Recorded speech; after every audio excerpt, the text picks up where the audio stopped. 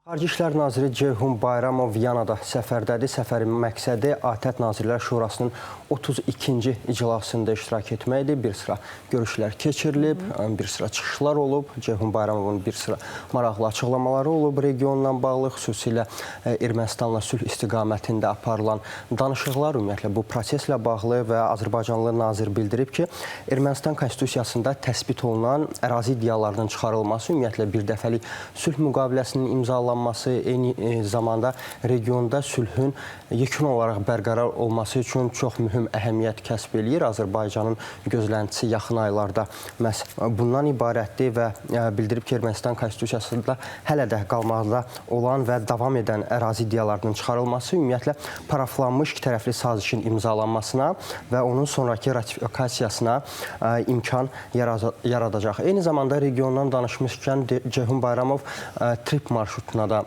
diqqət çəkib və bir sıra açıqlamalar verib bununla bağlı. Qeyd edilib ki, bu trip layihəsi ümumilikdə multimodal marşrut dəmir yolu, avtomobil yolu və bir sıra kommunikasiya xətlərini özündə ehtiva eləyəcək. Nazir onu da bildirib ki, ümumiyyətlə bu trip layihəsinin həyata keçirilməsi, reallaşması təkcə Azərbaycan və Ermənistan arasında sülhün dayanıqlılığının təmin edilməsi ilə yanaşı, istər region, istərsə də dünya ölkələri üçün böyük fayda verəcək. Mən onu da bildirmək istəyirəm ki, Viyanaya gəlməmişdən əvvəl bəzi ölkələrin xarici işlər nazirləri Brüsseldə idi. Xüsusilə Ermənistan xarici işlər naziri Ararat Mirzoyan və orada bir sıra görüşlər keçirmişdi Kaya Kallasla və Avropa İttifaqının digər nümayəndələri ilə və məsələ bundan ibarətdir ki, Ararat Mirzoyanın oradakı görüşləri Rusiyada qıcıq doğurub, xüsusilə Mariya Zaxarova ötən gün brifinqdə bu məsələyə toxunub və Mariya Zaxarova bu görüşləri elə dəyərləndirib ki, sanki Avropa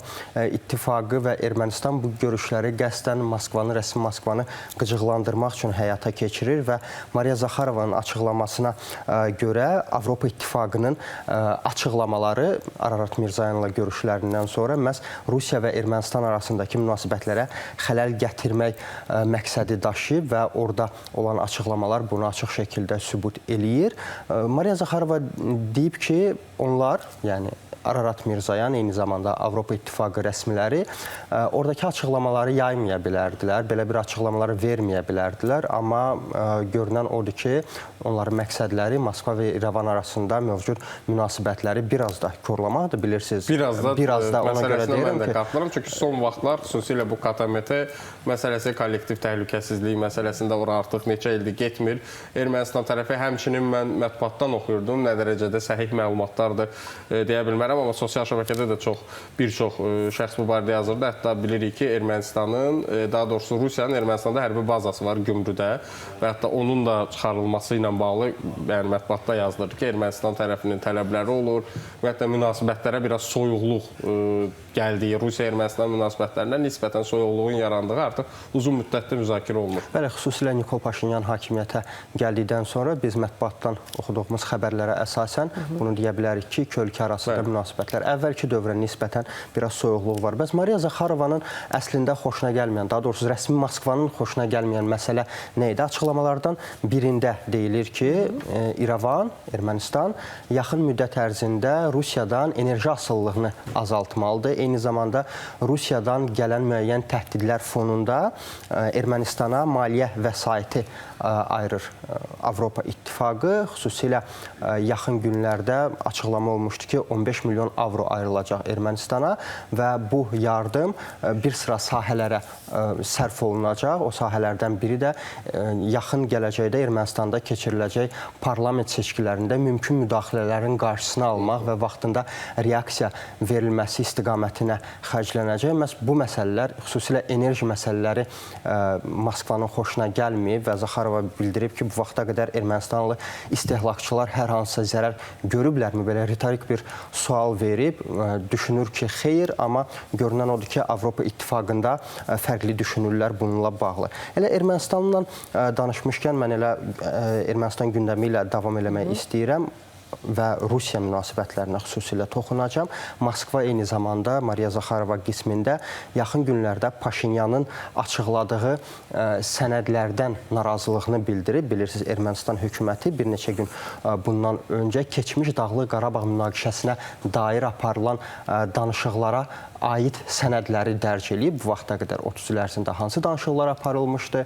Bu danışıqların əsas məqsədi nə idi? Hansı məktublar göndərilmişdi? Xüsusilə 2016-cı ildə Ermənistanın keçmiş prezidenti Serj Sarkisyanın Vladimir Putinə göndərdiyi məktub dərc edilib və xüsusilə bu məktubu vurğulayaraq Mariya Zaxarova etirazını bildirib və bildirib ki, etik deyil onların, yəni Vladimir Putinin və Serj Sarkisyanın deməli razılığı olmadan bu məktubları dərc etmək, amma Nikol Paşinyan bununla həm də keçmiş prezidentləri ifşa eləyir. Elə həmin məktublarda biz açıq şəkildə görürük ki, Ermənistan həmin vaxtlarda necə destruktiv siyasət həyata keçirib və 2016-cı ildən sonra Serj Sarkisyan həmin məktuba istinad eləyərək bildirirəm ki, Rusiyaya müraciət edib Vladimir Putinə və istəyib ki, həmin dövrdə Rusiya öz gücü ilə Azərbaycanı Dağlıq Qarabağ, keçmiş Dağlıq Qarabağ münaqişəsində neytrallaşdırsın, amma Azərbaycanın qəti mövqeyi elə həmin məktubda da öz əksini tapır və bu da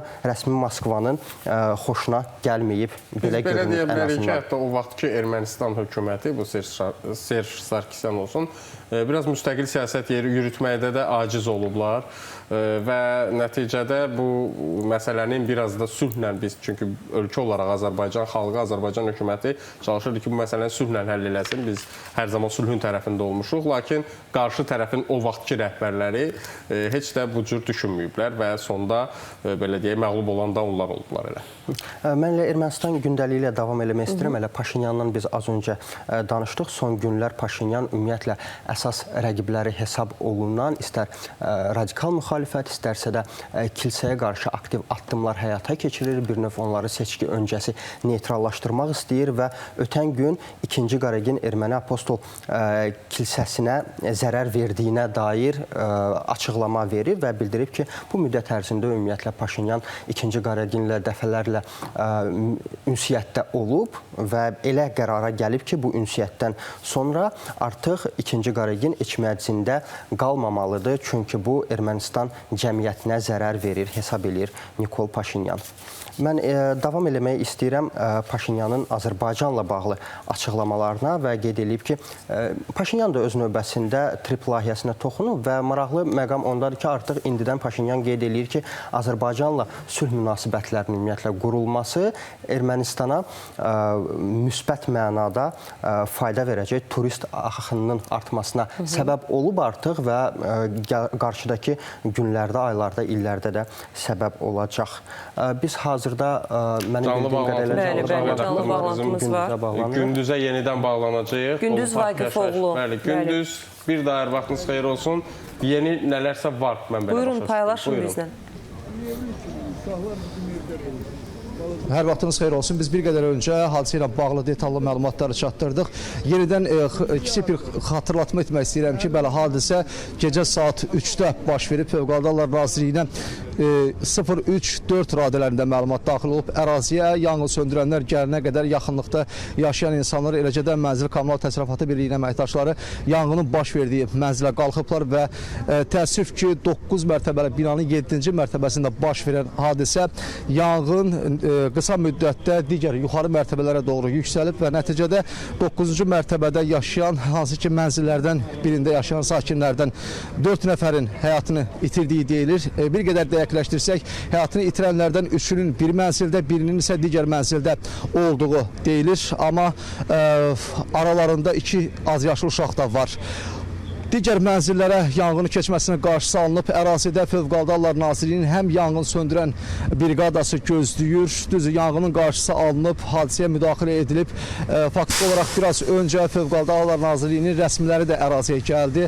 Bundan başqa Daxili İşlər Nazirliyinin əməkdaşları da ərazidədir. Araşdırmalar aparılır, prokurorluğun əməkdaşları da ərazidədir. Binada 9 mərtəbəli yaşayış binasındakı sakinlər hadisə baş verən anda dərhal binadan təxliyə edilib təhlükəsiz əraziyə köçürülüb. İndi biz bir qədər binanın arxa tərəfinə keçməyə çalışırıq ki, biraz öncə olduğu kimi yenə də həmin görüntüləri göstərmək istəyirik. Operatorum göstərsin.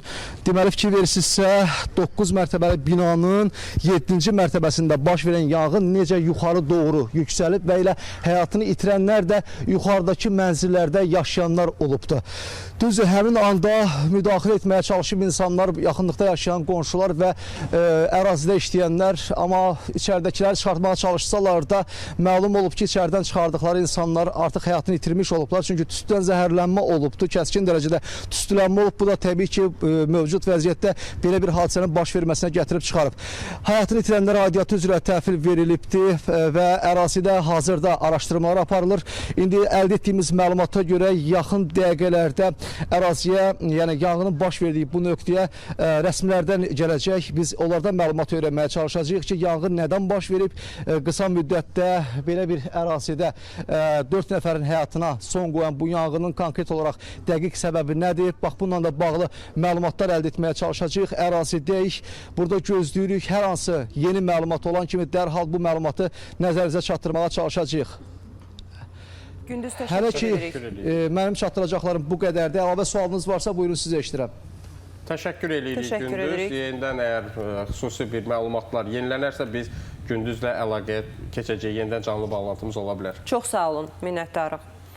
Davam edirik. Mənim son olaraq bir xəbərim də var. Öz növbəmdə təşəkkür edirəm Gündüz ətraflı və dolğun məlumat üçün.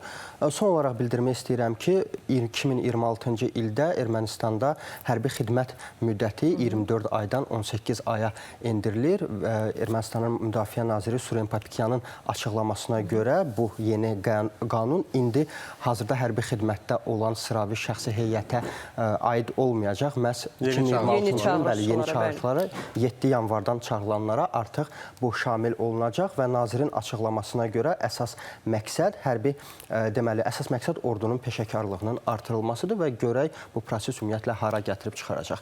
Məndən isə bu efirlik bu qədər. Biz təxminən 40 dəqiqədən sonra yenidən efirdə olacaq və daha dolğun və regionda, dünyada baş verən ən son prosesləri tamaşaçılarımızın diqqətinə çatdıracaq. Hörmətli izləyicilər, sağ olun, salamat qalın.